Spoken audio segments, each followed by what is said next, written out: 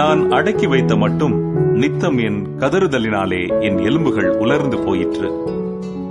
இரவும் பகலும் என்மேல் உம்முடைய கை பாரமாயிருந்ததினால் என் சாரம் உஷ்ண கால வறட்சி போல வறண்டு போயிற்று.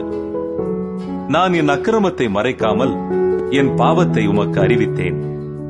என் மீறுதல்களை கர்த்தருக்கு அறிக்கையிடுவேன் என்றேன். தேவரீர் என் பாவத்தின் தோஷத்தை மன்னித்தீர். இதற்காக சகாயம் கிடைக்கும் காலத்தில் பக்தி உள்ளவனவனும் உம்மை நோக்கி விண்ணப்பம் செய்வான்.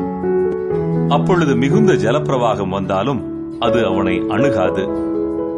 நீர் எனக்கு மறைவிடமாயிருக்கிறீர். என்னை நீர் இக்கட்டுக்கு விலக்கி காத்து இரட்சணிய பாடல்கள் என்னை சூழ்ந்து கொள்ளும்படி செய்வீர்.